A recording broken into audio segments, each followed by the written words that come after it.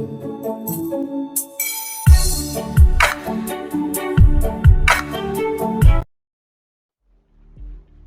भी आप किसी से फेमस साइंटिस्ट जैसे एल्बर्ट आइंस्टाइन, न्यूटन या निकोलस टेस्ला के बारे में पूछें कि ये लोग बाकी साइंटिस्ट से इतने सक्सेसफुल क्यों थे, तो ज्यादातर लोगों का जवाब होगा क्योंकि वो बहुत ज्यादा इंटेलिजेंट थे। लेकिन एक रिसर्च के अकॉर्डिंग हमारा IQ यानी कि इंटेलिजेंस कोशेंट हमारी सक्सेस में सिर्फ 20% ही मैटर करता है और बाकी का 80% इस बात पर डिपेंड करता है कि हम अपने इमोशंस को कितनी अच्छी तरह से हैंडल कर पाते हैं। ऑथर डेनियल गोलमैन का कहना है कि हमारा IQ फिक्स्ड होता है जो हमें हमारे जन्म से ही मिलता है और जो जिंदगी भर सेम ही रहता है। तो हम सब अपने IQ को तो बहुत आसानी से चेंज नहीं कर सकते हैं, लेकिन हाँ, हम अपनी EQ बढ़ा सकते हैं इमोशनल इंटेलिजेंस के बारे में सीख के, जिससे आप अपने इमोशंस पे कंट्रोल करना सीख सकते हैं और जो कि आपकी लाइफ की सक्सेस में 80% अफेक्ट करता है। तो पहले ये समझते हैं कि इमोशंस असल में होते क्या हैं। इमोशंस एक तरह की स्ट्रॉन्ग एनर्जी होती है जो हमें इमीडिएट एक्शंस लेने पर मजबूर करती है और हम अपनी डेली लाइफ में 80% एक्शंस अपने इमोशंस के अकॉर्डिंग ही लेते हैं।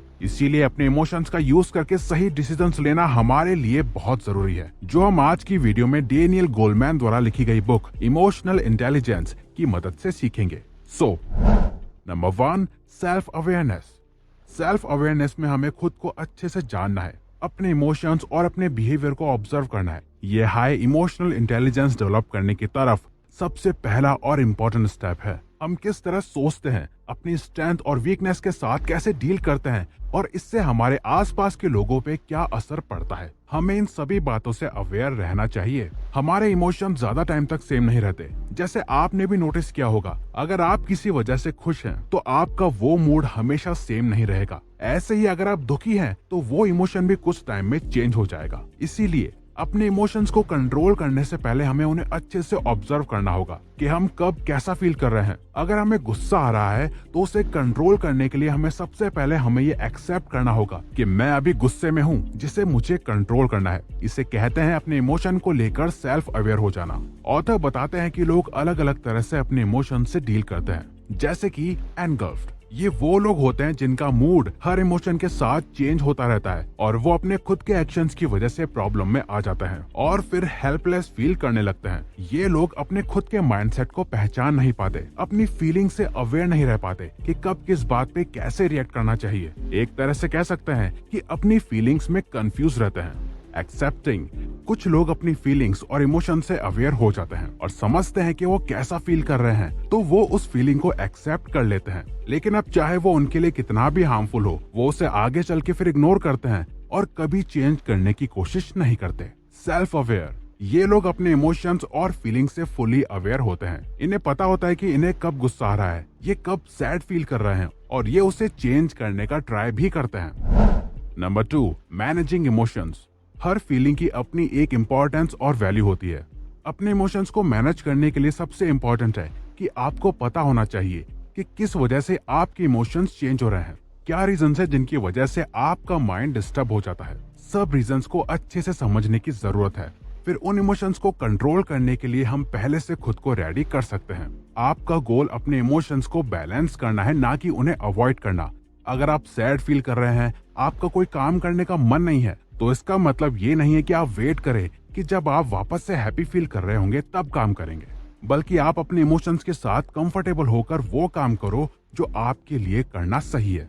जब हमारे दिमाग में किसी चीज का डर आता है, तो उस वक्त सब कुछ इग्नोर करके कैसे भी उस डर से निकलने की कोशिश करने लगते हैं। परेशान होना किसी भी सिचुएशन को डील करने की पहचान है, लेकिन परेशान होकर काम में प्रॉब्लम आने से पहले सिर्फ उसके सोल्यूशन के बारे में सोचना है। बट जब बार बार आप किसी चीज के लिए परेशान रहते हो और उसका कोई सोल्यूशन नहीं निकलता, तो फिर उससे डील करना आपके लिए और भी मुश्किल हो जाता है।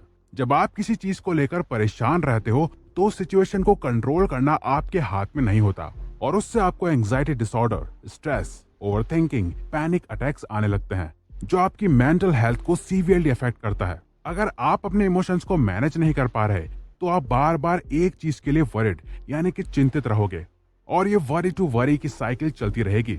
इसीलिए अपने इमोशंस को मैनेज करने का सबसे बेस्ट वे है उन्हें अवॉइड ना करते हुए अपने इमोशंस के साथ कंफर्टेबल हो जाओ और कोई भी डिसीजन लेने से पहले खुद से ये पूछो कि कि क्या वो सच में आपके लिए सही है या आप अपने इमोशंस के बेसिस पर डिसीजन ले रहे हो।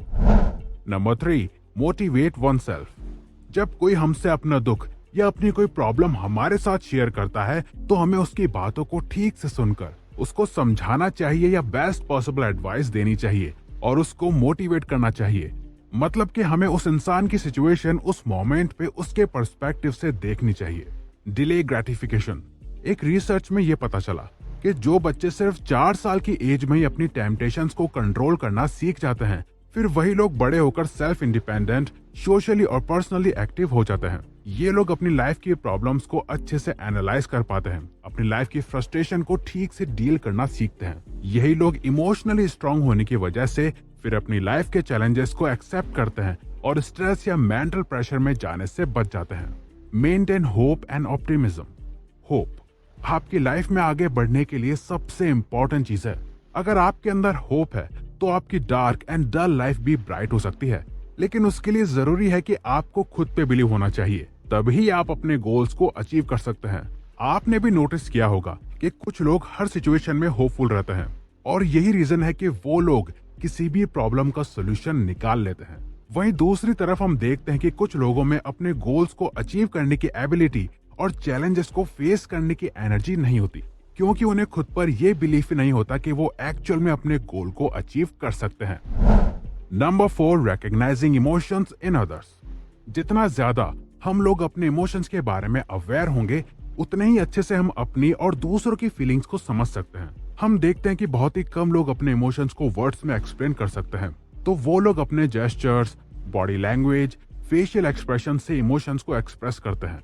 किसी इंसान के इमोशंस को समझने के लिए ये जरूरी है कि हम फोकस करें कि कैसे वो अपनी बात को एक्सप्लेन करता है, ना कि उस पर कि वो क्या एक्सप्लेन कर रहा है, क्योंकि किसी भी इंसान के नॉन वर्बल एक्शंस के थ्रू ही हम उसके इमोशंस को पहचान सकते हैं। दूसरों के इमोशंस को समझने के लिए ये जरूरी है कि हम पहले उनकी बातों को ठीक से सुने, ना कि सुने बिना ही सॉल्यूशंस बताने लग जाएं। दूसरों की जगह खुद को रखकर उनके पर्सपेक्टिव से उनकी सिचुएशन को देखें, उनके नॉन वर्बल एक्शंस पे फोकस करें जो वो अपने वर्ड्स में एक्सप्लेन नहीं कर पा रहे। Number 5, handling relationships.